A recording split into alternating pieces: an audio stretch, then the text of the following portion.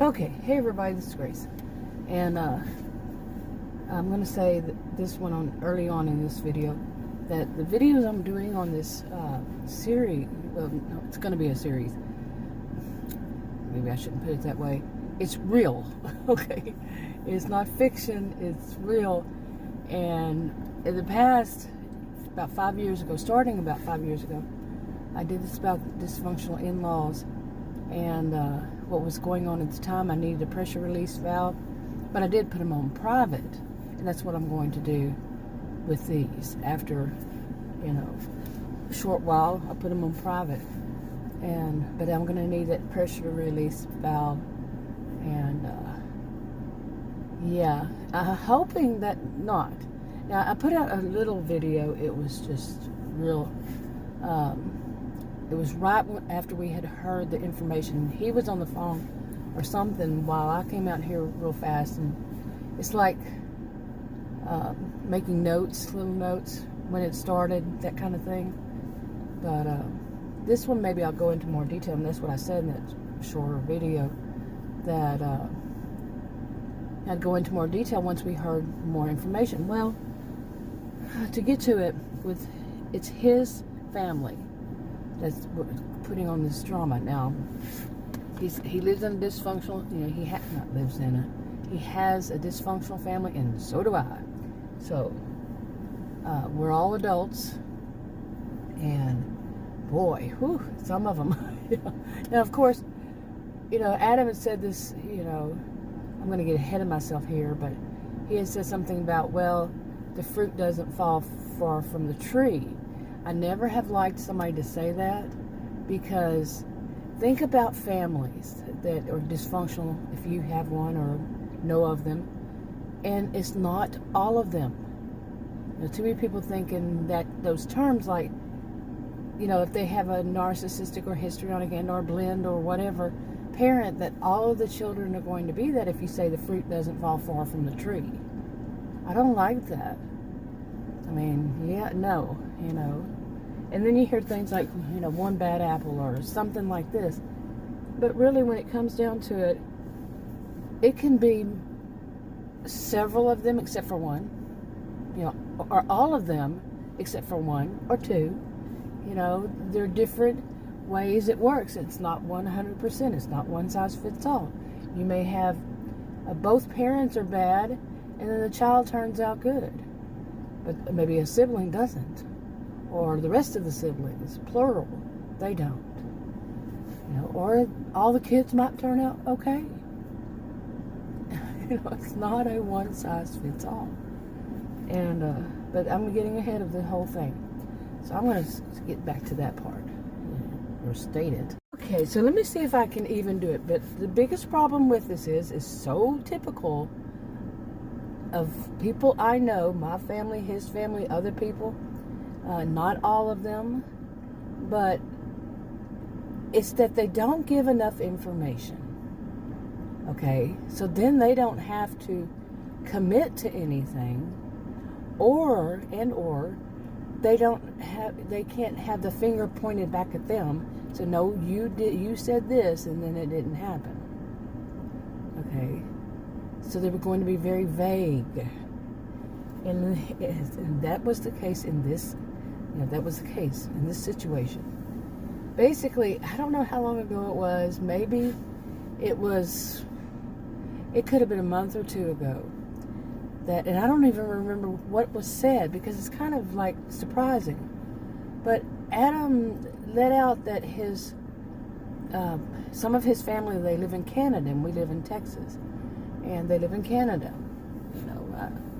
I know this Texas is not a country, and Canada is. But yeah, but it gives a distance somewhat. I don't even know exactly where they live in Canada. But anyway, he let out that his youngest niece, who's an adult, was thinking about coming here to Texas and attend university and get her master's degree. Okay, so she already has her bachelor's, and I might be mixing stuff that I know now with the stuff that was said back then. So yeah, but I don't know if he knew exactly that's what it was, but a master's degree or what. Anyway, and he said something to me about it, and I said, what? And I really do think that he was just totally shocked himself. And I think few of us were kind of shocked because there was no asking him, when they didn't call him, they, to talk to him about it.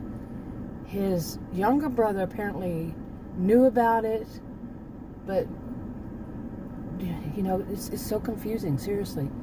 When did he relay it?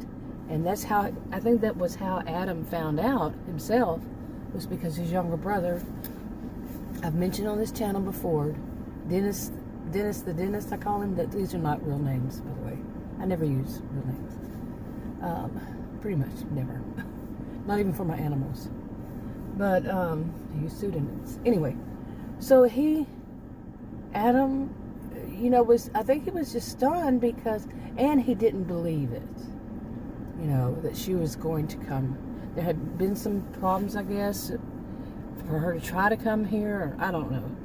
I don't remember how far back it was and all that. So it was kind of like, I remember it got me upset, and I did make a video about it. I don't think I made it public. I was pretty upset, and just the kind of like the nerve of they're talking about this, and Adam sees it this way, that he's suspicious. He's quite suspicious of what was going on behind the scenes, that they would just assume that she would come here, she would live here, we would support her, and she would go to, work on her master's. Why, and did they make that assumption, or was it something offered by his younger brother, and then it turned out that the only place she could go, Adam's younger brother, Dennis, turned out that the only place she could get that master's was somewhere nearer us than him? Okay. And I mean, Adam can't get the answers out of them. Okay, and that's that whole thing. I said it's typical of their family, my family, people I know, I've seen. So we don't know. And he tried. He had it on speakerphone. I was listening, and I could see it's all like dodging, all the skirting around, dodging, and all that, and not getting any straight answer. And also the thing was that, okay, that was them. Okay, so time has gone by, not a word from him, didn't hear anything, nothing. Okay, then all of a sudden, yesterday, during the evening, he gets a phone call from his brother. Okay, so sorry about the air conditioner, but it is Texas, and it's 100 degrees. Even at 5:55 p.m. on July 23rd, 2022. Anyway, so he gets this call yesterday, in the evening, from Dennis, his younger brother, who's just a few months younger than me and I. And his brother tells him, I only hear part of it. Finally, I walk in there because I could tell I was not eavesdropping. Intentionally, I was in another room and I could hear him. Because he likes to do it on speakerphone. So I walked in there and I'm hearing some of it, and I said, I think he was just hanging up or something like that. And I said, what's going on? He's sitting there stunned, shocked, because basically Dennis told him that she's coming here and will be here in a few, next week. Well, yesterday was Friday. And I said, do you realize next week, how close next week is? And I know I'm going to wind up putting myself off as the bad guy here, but I'm not, the bad woman. But you know what I mean, bad guy, bad cop, all this kind of stuff. But I didn't even ask him those questions, because overall I'm like, I don't care. I do. I know it's going to change my life, but at the same time, it's like, okay. But, when I was listening to Adam being so shocked, and Adam's the kind, he's not certain whether he wants to say something. He doesn't usually talk all that much about he usually doesn't even fill in the whole story like them. It's part of their family, seriously. They don't tell the whole story. And he doesn't usually say what he thinks or especially what he feels about it. And now, what little I get out of him is just me trying to piece stuff together. This time, though, he was ready to talk about it. But he wasn't seeing the whole picture. And as he was telling me about it, I was like, whoa. And at some point I said, well, is she going to be paying for her tuition? Okay. She's going to be paying a non-resident, I don't know if it's going to be considered international student, graduate. You know, at that point, I still don't really know how that's going to work. But, you know, she's from Canada. And I don't know if it's lesser or what. I really don't know.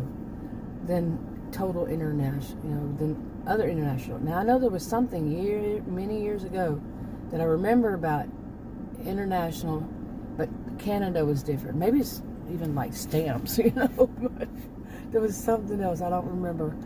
But I don't remember it had anything to do with attending classes at university. So, okay, so anyway, he got this call, you know, and what he was telling me, I was sitting there, I was listening to it, and I think everything was slowly starting to dawn on him, because they hadn't said, you know, did they think that he and his younger brother were going to pay for her tuition, her living expenses, her everything. Now, we don't have a problem with her living in our home, you know, buying groceries, stuff like that, you know, electricity, all that, no problem. Okay? But when it really started to sink in that they may have thought she would be, because they said she had gotten something like I think they called it, I think it was a stipend, but then at the same time with some of the stuff they were saying, it wasn't making any sense. There wasn't enough information, and they weren't about to give enough information. And I know people like this. Like I said, I know them 40 years, okay, and various family members, including cousins and aunts, uncles, that, you know, nieces, nephews, you know, on their side, the cousin side, theirs. And it's part of their family. They're the whole family. They were really close, those two families. So, and they actually lived in the same house, like a big 3-story house or something, at one point. And yeah, they're really so much alike. And not all of them, of course. There are some good ones. Yeah, you know, like many of it. But they really don't give enough information. It's like they keep it really, everything close. What is the expression? They keep it close to their chest or something like that. Really, seriously. Now mine is pretty much the opposite in a way, like that. The both sides are manipulative, okay, and you know, some of them. So anyway, his stuff was dawning on him. I think it was basically hitting me faster and you know, quicker. But I'm just getting little bits of information. He was just getting little bits of information. So, but knowing them as I do, and he has a little more difficulty with saying they're bad. But he finally started doing that. He had, not by me trying to tell him to, but by what they just did this time. But basically, to me, like I said, was saying, when somebody tries to keep, you know, things, you know, not give enough information on something, sometimes, you know, in this kind of situation, they're being very manipulative. They're saving it, just like I said earlier. But let me go on before I finish that. But so he made phone calls back and forth to Dennis, and they were talking over things. And it did seem like to me that Dennis wasn't letting it sink in, hadn't done it and so forth. But Dennis was a bit more like me, in that he's more like, you know, okay, you know, this kind of thing. not to very, like telling people what to do with their own lives, this kind of thing.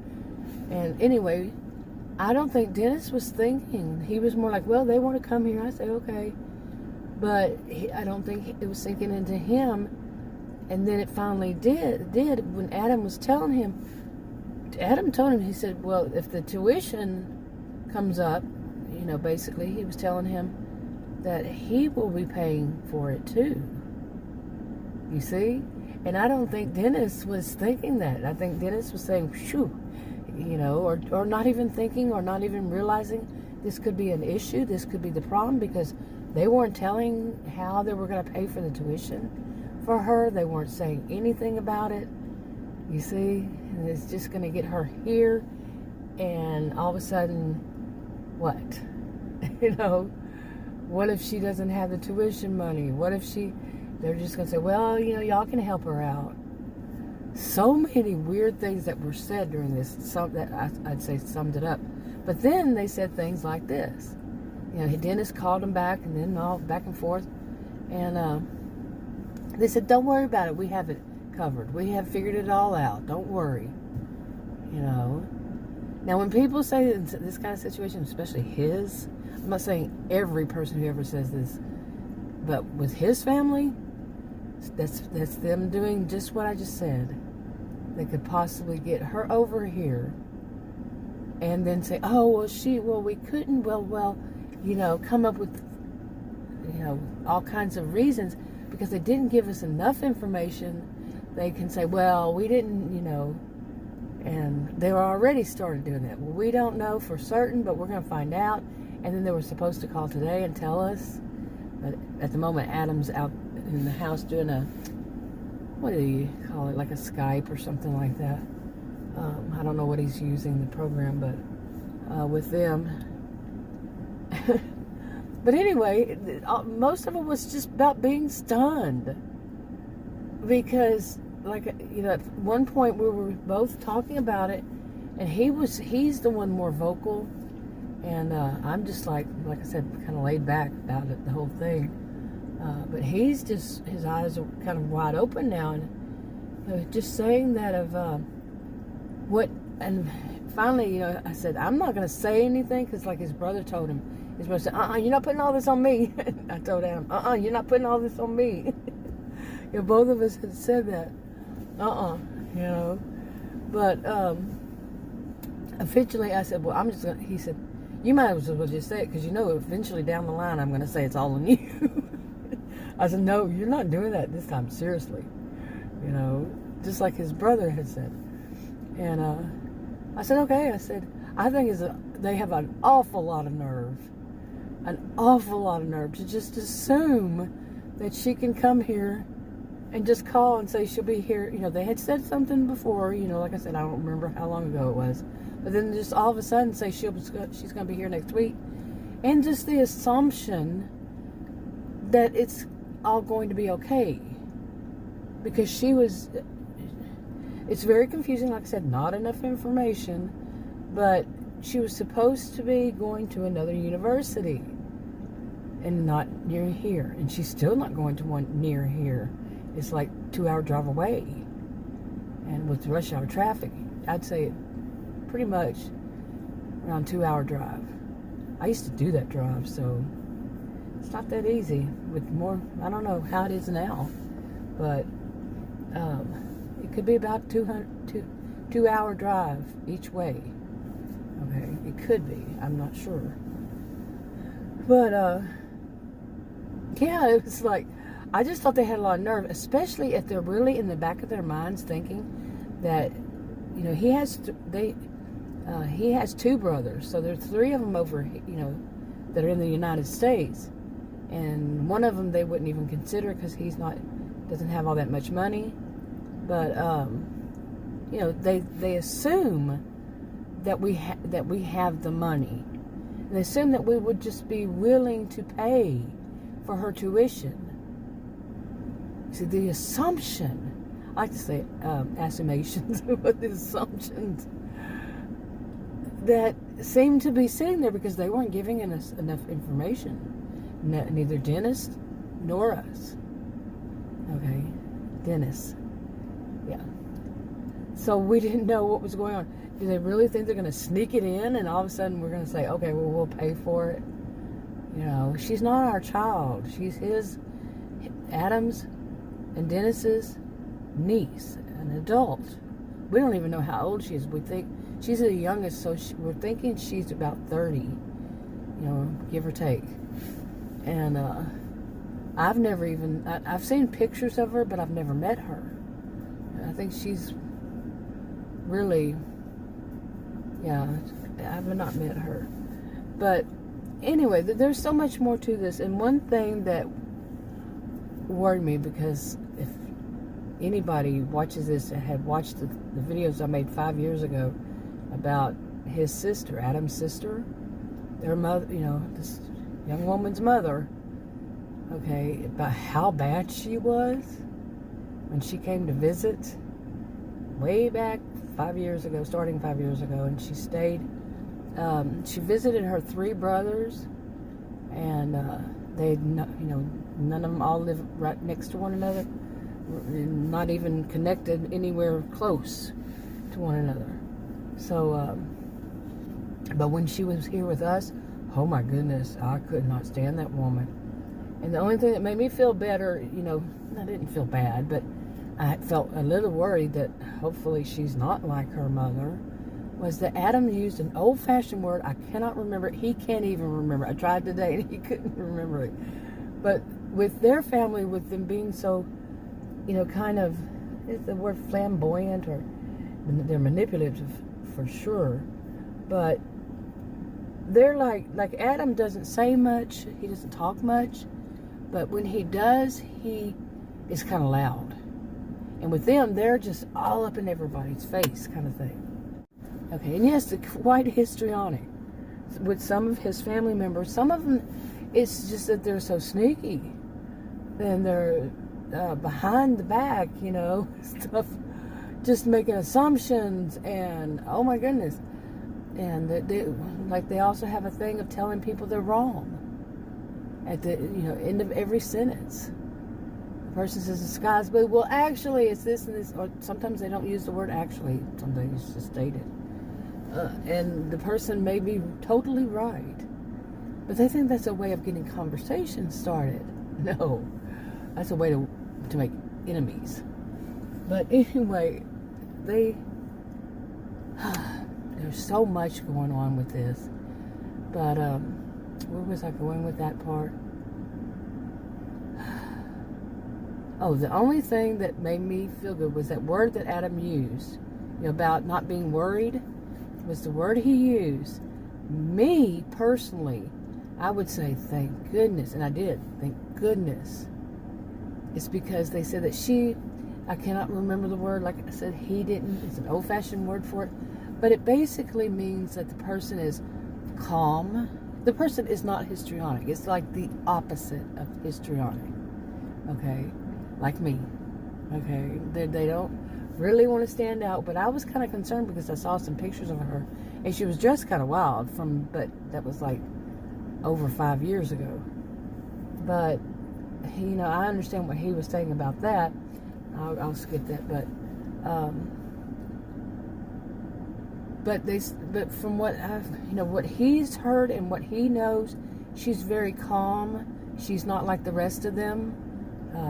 She just, you know, he has 2 of them with the same name, her and her cousin, and they're both like that. They're very calm people, and they just don't need to stand out. They just don't need everybody to look at them. They don't need to laugh really loud, cackle, you know, none of that kind of stuff. They just, okay, you know, like me, okay, laid back, kind of whatever. So I want to see if that's true. I do, because I don't want a return of his sister, you know, and her daughter. Oh my goodness, I would not be able to handle that at all. Because, oh man, his sister was bad. He knew it. He admits it. When we were talking about, what was that word? He said, at some point during all this, he said, like, she's not like her mother. And then he was talking more, and he said, you know, the B word. So he knows his sister. He knows how she is. He wasn't, when she was here before, he was kind of in denial about it, but I think he finally put them all together, especially with this. He's the one seeing it. And I'm not blind. I'm not pushing it in my view or anything on him. He's saying it first, and I'm, the only one was he said, you might as well say it. But it was what he was thinking too. So, anyway, I think that's enough of this. I'm telling you, it's so confusing. And I've said this in videos before about some people, because they won't give you that information that you need to make your decision. And they're doing it on purpose. We're not naive to it. We're not naive. So, I don't know. And that's why I'm saying I just hope that it turns out right. Yeah, and she isn't like them. We should hope. Anyway, I'm wrapping it up. Talk to you on another video. Bye.